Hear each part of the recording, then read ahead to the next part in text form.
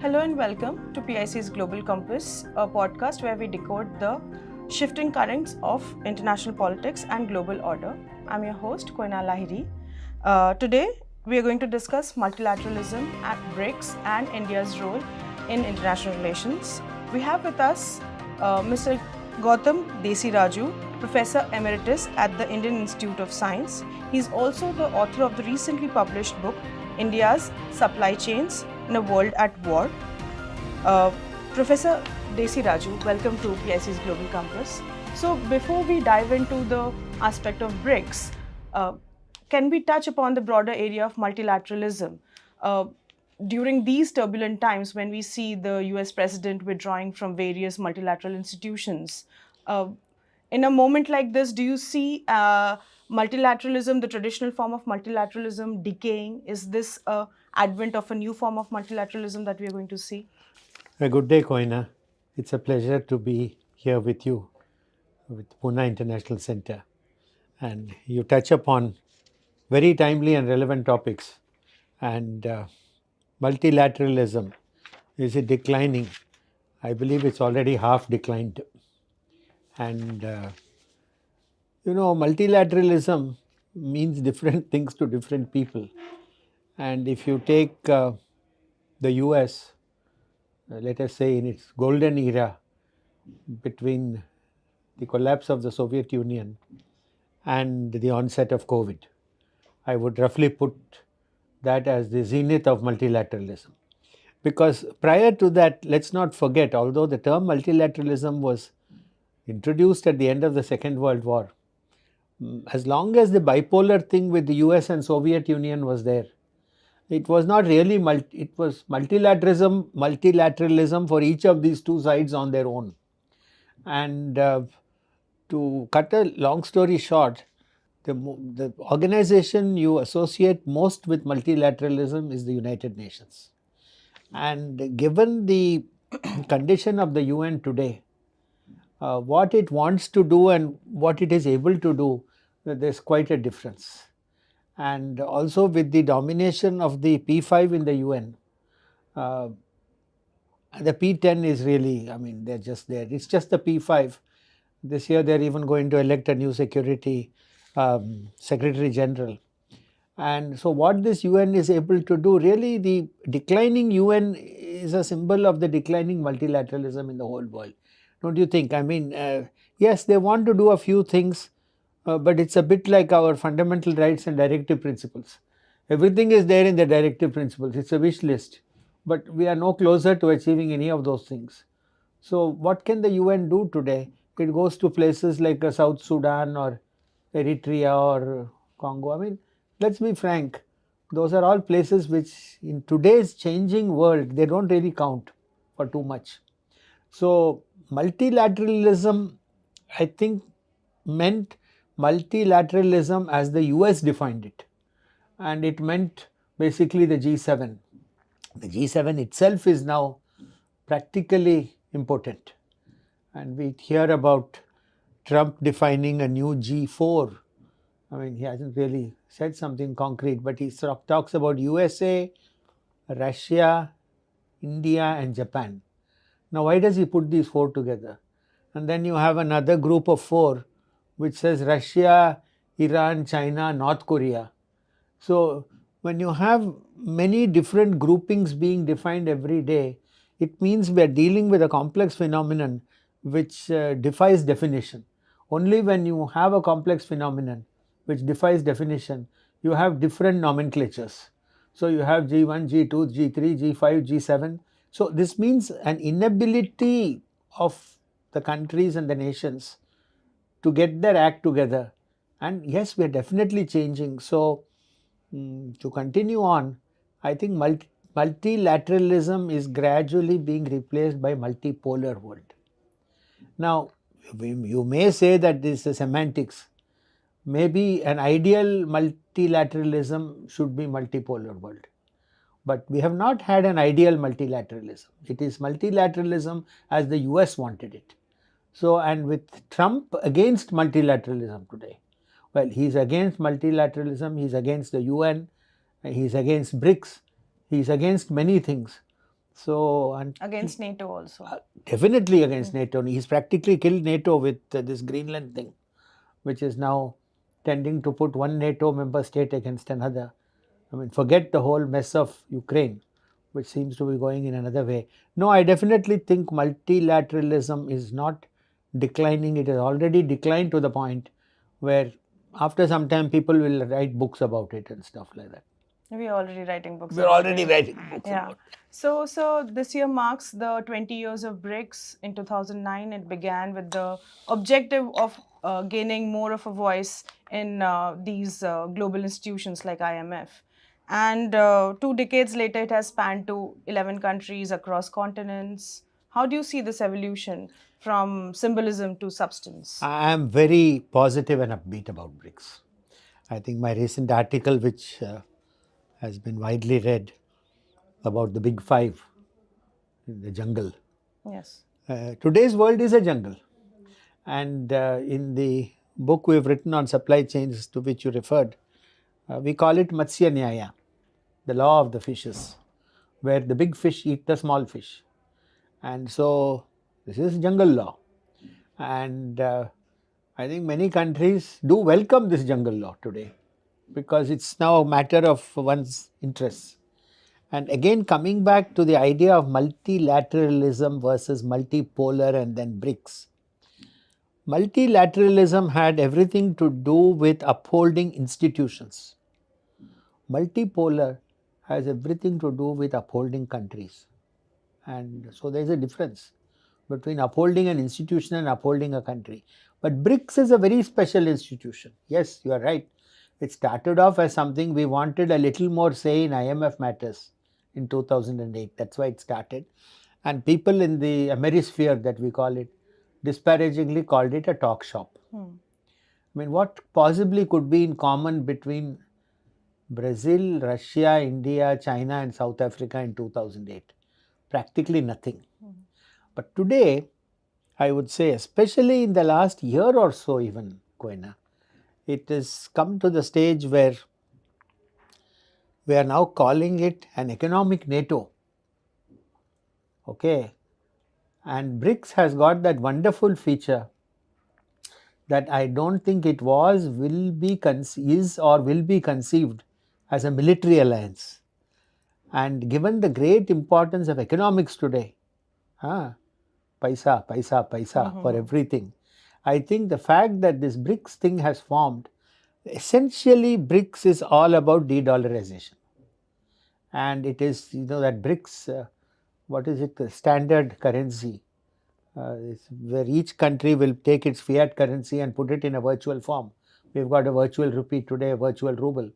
So I think the de-dollarization is what fills Trump and his people with dread, because they know de-dollarization, even seasoned American commentators have said that it is already half done. So if de-dollarization happens fully, which it is practically going on now, BRICS stands for de-dollarization. Then America will then lose its preeminent role, because suddenly it will actually have to face its inflation for the first time. Till now, America was transferring its inflation to the rest of the world. Yeah. Now it will have to face, the only way it can get out of this is to allow the inflation to go sky high, so that then the debt will effectively come down. That's about all they can do now. But sir, how realistic is de-dollarization? What role can India play in such a very big role? A very big role. Today, for instance, India is buying up silver at a massive rate. Now, why are we buying silver? We are buying silver so that then we can get out. The country is now wanting its physical silver in the country. $200 billion of gold have been brought from Bank of England to Mumbai. When does a country put its silver and gold in metal form in its own country? Because everybody is scared as to what Trump will do, like what he did with Russia. So to maintain its sovereign rights, we are converting our rupees into noble metals. China is actually paying for its oil with gold to Saudi today. So I think India definitely is in a good position, because De-dollarization effectively has already happened. Now, tomorrow, why did Prime Minister Modi go to Ethiopia the other day? Seems to be a small country, right? To clear up this UPI business. So once a country can trade with another country using virtual currency of the official type, or using noble metals, or barter. Some of the things have come out to a form of barter today. Then the US dollar comes out of the picture. So then where will the dollar rule predominant? And also Saudi Arabia has not extended that 50-year thing that everybody has to pay. Nobody is going to listen to that anyway. So what does it matter what Saudi says? Saudi is not, it's a major oil producer, but Saudi also knows that its oil is going to run out by 2030 or so. Then they'll have to go more to UAE, a place which has got natural gas. And it is estimated, I don't believe it myself, that by 2050, at least half to two-thirds of our energy requirements will be not from petroleum. I still feel coal and petroleum are going to be important in India. That's my personal feeling, though. It's not, people are saying that it won't be like that, but it's very difficult to get away from fossil fuels for that easily. That easily. It's not so easy. And anyway, coal, we've got good coal, and a lot of coal is still used in our country. Yes. I have a couple of articles written on coal also. So I would say that on the whole, India is very well poised at this time.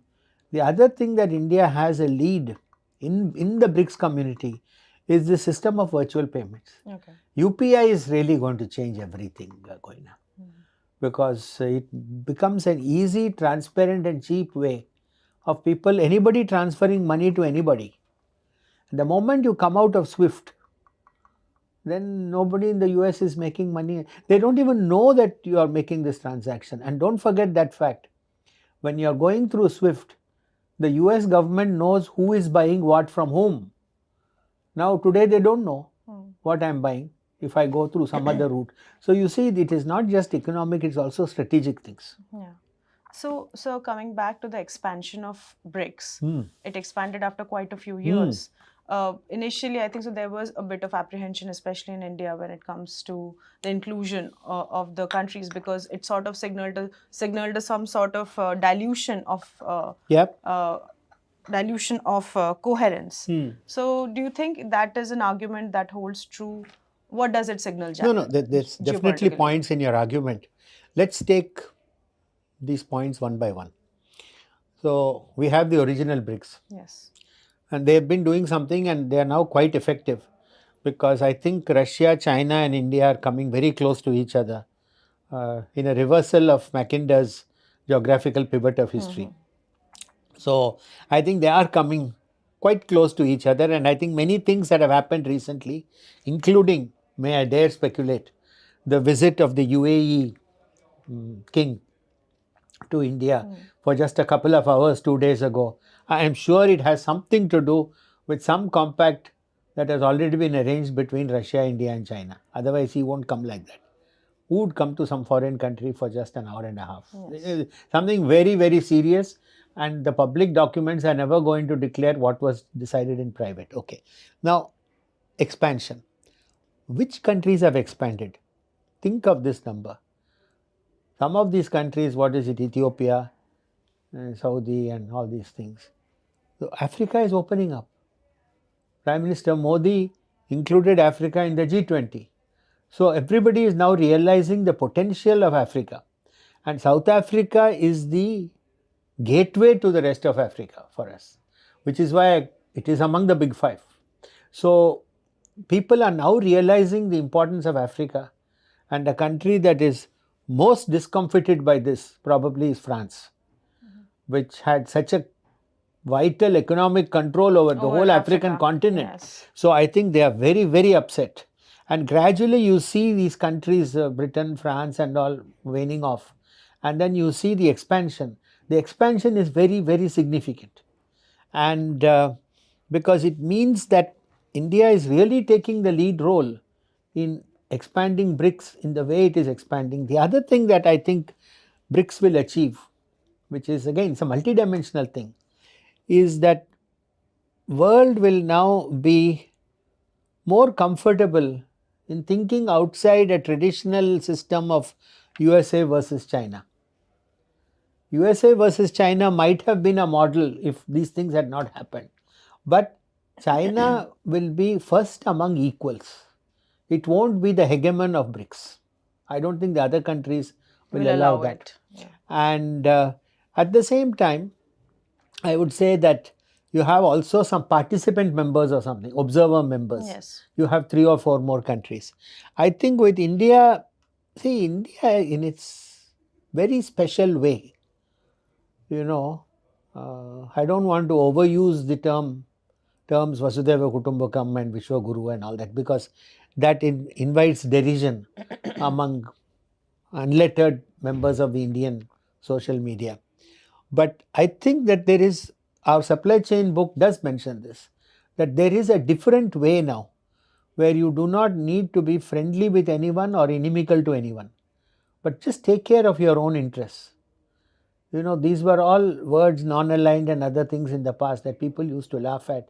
But now I think they're beginning to realize, especially after our conduct in the Ukraine war, that India can find a winning formula. And one of the hints that I get from the Western commentariat especially, when they talk about countries which are sort of aligned against America,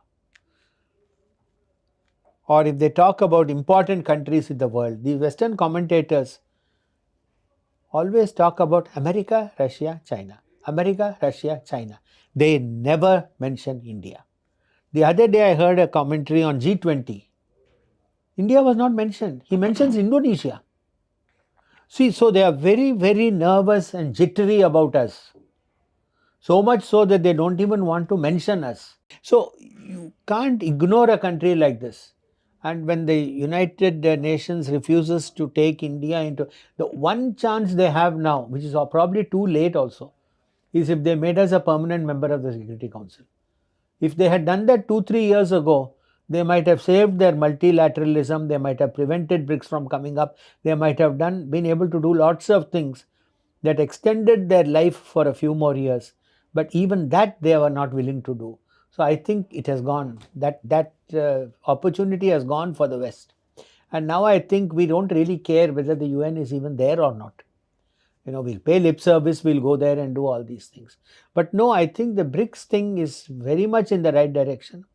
Once de-dollarization, de-dollarization will not happen with somebody issuing a proclamation. It's just that when so many countries are trading with each other in their own currencies, effectively they are not using US dollars, isn't it? Yes. There's no two ways about it. And then America realizes that it cannot be the world's policeman. That is why Trump reinvented some new version, his own version of Monroe Doctrine. Yes, Dundrow Doctrine. Dundrow Doctrine. Yeah. So he invented a new version. But these are all, I would feel, desperate measures of a country that knows that it is on its way down. Yeah. So India's presidency coincides with the 20 years of BRICS. Yes. And we saw some really concrete gains when India was the president, assumed the presidency of G20. Like the inclusion of African Union. What can we expect from India's presidency of BRICS this year? My expectations are high, and I believe that we will achieve these expectations. The regularization of the UPI system of payments in many countries in the world, I think India, China and Russia are all united in the matter of de-dollarization. So I think BRICS will push this real fast. What will be really intriguing and interesting is, I think in the following year, UK will take over the presidency of G20. We will have to see how they skate on that thin ice, because the UK especially is a country that doesn't count so much today, and it's more or less viewed as a serf of America. So are they going to pretend to be an old G7 member, or are they going to try to act the role of a G20? What can they possibly do as president? More than India's presidency of the G20, I am intrigued and curious about how UK will handle its presidency the year after that, I think. Okay. So that's something that's especially for people who like to observe geopolitics but are not actually directly involved in, the execution and the operation of it. I think this is a good question. It's a poser, because I want to see what the UK is actually going to do at that point in time. Will they listen to America, or will they? I mean, what does G20 mean? Today I feel that, to my mind, BRICS is more meaningful to us than G20. And this brings up the last point which you said, that if these things are allowed to go unchecked, G20 or BRICS or anything, they should not become like another United Nations. It should not, because if it happens like that, then we will be guilty of the same thing that we are accusing the Americans of doing. We will all have our mini colonies, and in our book, which we are going to review later today, we talk about the 4 empires. These 4 empires will become like 4 mini Americas, and that's not good for the whole world also. So I think it's a very interesting dynamic right now, and with day-to-day changes, not just with Mr. Trump, but every leader of the major country in the world has to be very fast-footed today, and every factor affects every other factor. So I think it's a great time for analysts and people like us, people in think tanks like Pune International Center, because this is the stuff of which PhD theses or books are made of, and also we in India will have to learn, especially in the foreign policy and area, what it means to act fast. And like I like to say very often, it is better to be approximately correct at the right time, rather than aim to be completely correct at the wrong time. So on that note, addressing the India-China rivalry, how should India manage that relationship within BRICS? There is no rivalry. Okay. There is no rivalry, and I think we are beginning to realize more and more. India may like to bluff to be an adversary with China, but at the same time cooperate with it on all important economic matters. One of the chapters in our supply chains book is about the pharmaceutical industry. And there India and China have only to gain by cooperating, and this pharma business is too important for both countries. And that's what the old paradigms are all gone, Koena. So it's a question of new paradigm. We have to forget the old stuff. And remnants in our foreign office and external affairs who are all brought up in those old Purane Jamane, they have to stop thinking in those terms. Whether they are able to or capable of doing it, let's see. So your Panchmukh metaphor that you mentioned previously, drawing from the African Big Five, it's a striking way to conceptualize power equilibrium. Could you elaborate on that a bit? Yeah, it means that when I have written in the article that none of the Big Five can kill another one in a one-to-one combat. Then I said that a herd of buffaloes can kill a lion. A herd of lions can kill a buffalo. Nobody can kill an elephant. The rhino is blind and isolated, but it can move very fast. And I've said that the leopard is a creature of the night. Nobody really knows it very clearly. I don't think I need to even spell out which country I'm meaning when I'm saying these things. So this exactly symbolizes, which means, what does it mean, Koena? It means that really the world is a jungle. It has always been a jungle, except for this very odd period between 1945 and 2019, whenever COVID started. I think this is a very odd and unnatural period. World has never been like this. But people like me, for instance, have lived almost our entire lives in this period. But I am able to stand away from it now. The world is now going back to what it always used to look like. Shall I put it like that? Okay. If we say that this junk started with the end of World War I. Okay, 100 years, this world has been a very unnatural place. And it doesn't reflect the intrinsic nature of human beings throughout the world. Now, yes, maybe human beings are a bit jungly. So we are now feeling very comfortable with this jungle law. Survival of the fittest. Yes. which is what is really happening. Big eats small. And within this big eat small and all that, India still has a very special role because it's still saying that there are no friends and there are no enemies. Kautilya has said that again and again. Why is it called Arthashastra? Why is it just not called Shastra? You know, so you need the money, and we have realized very well that we need the money, which is why we are buying that silver at a furious pace. Today, I think it has crossed 3 lakhs or something. Can you believe it? Something that was 40 or 50,000 a year ago, or 80, 90,000, crossed 3 lakhs suddenly. So we are buying so much silver, we don't know what we are doing. It's almost like that now. So there's got to be a reason for all this, and I wish young people like you who are involved in this kind of a thing as a research venture, you have to learn how to do research in these areas.